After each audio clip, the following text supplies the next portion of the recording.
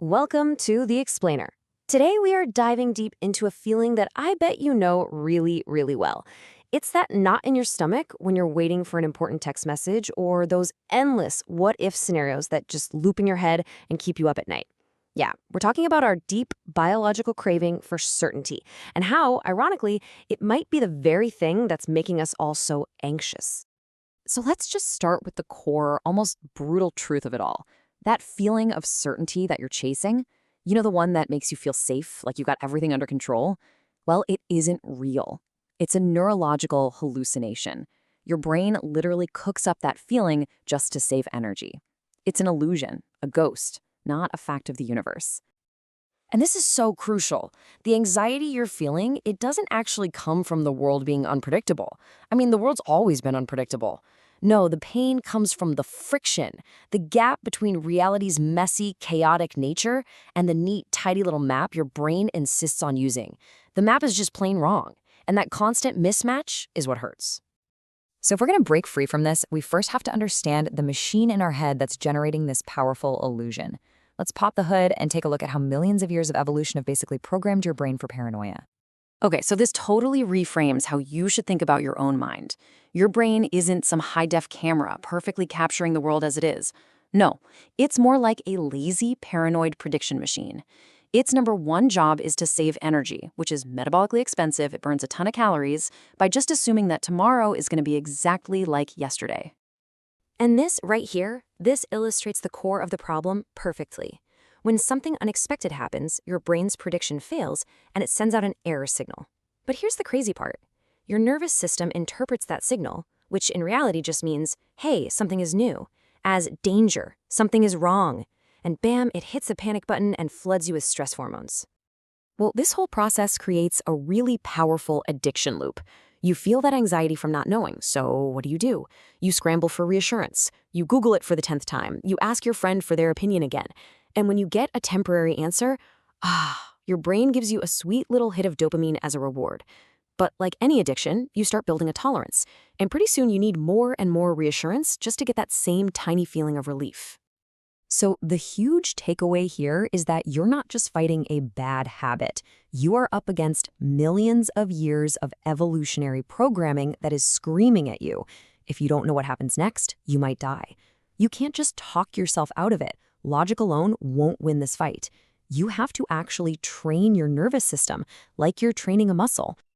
All right, so we've got the biology down. We see how it's tricking us. Now let's look at the philosophical error that we're all making. This requires a fundamental shift in your entire mindset. This is probably the single most important mental shift you can possibly make. You have to stop demanding a simple yes or no from a universe that only speaks in probabilities, in maybes, in shades of gray. The right question isn't, will this work? The right question is, okay, what are the odds of this working, and is the potential payoff worth the risk I'm taking? Oh, I love this analogy. Think about it. In chess, all the information is right there on the board. You can, theoretically, calculate the perfect move. But life isn't chess. Life is poker. Most of the critical information, what cards the other players have, what card is coming next, is hidden. You can't know the outcome. You can only play the odds you have in front of you and make the best possible bet. Okay, so we get the biology, we get the philosophy, but what do we actually do about it?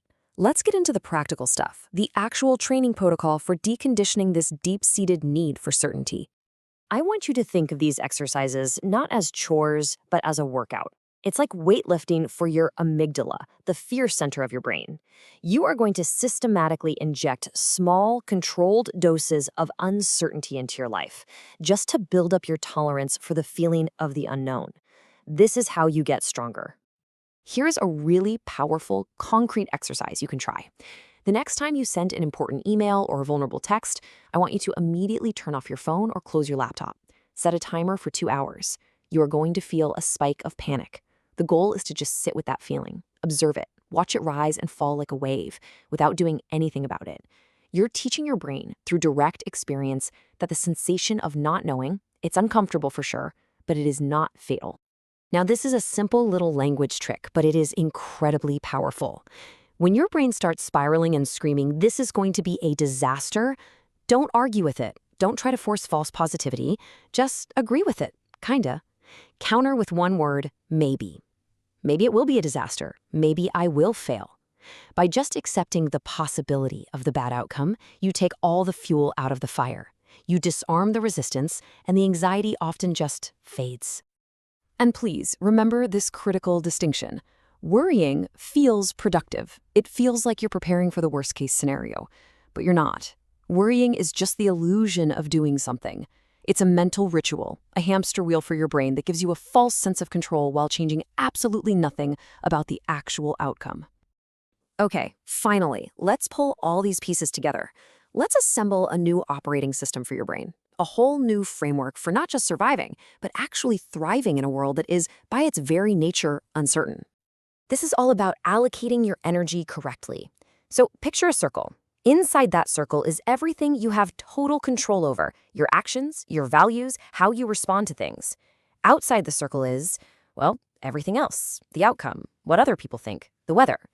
Every single ounce of energy you spend worrying about what's outside that circle is just gone, wasted. It is as pointless as screaming at the rain to stop. So this all leads to the ultimate discipline. You have to fall in love with the process, not the result. Think about it. You can control the quality of your work. The love that you give, the effort you put in, that's the process. You cannot ultimately control the reception of that work or the love you get back. That's the result. So dedicate yourself completely to doing your part beautifully. The rest is out of your hands. And we'll end on this final, powerful directive. Stop asking what if. That question paralyzes you with a million imaginary futures, and most of them are bad. Instead, start asking, what now? That question grounds you right here, in the present moment, the only place you ever have any real power to take action.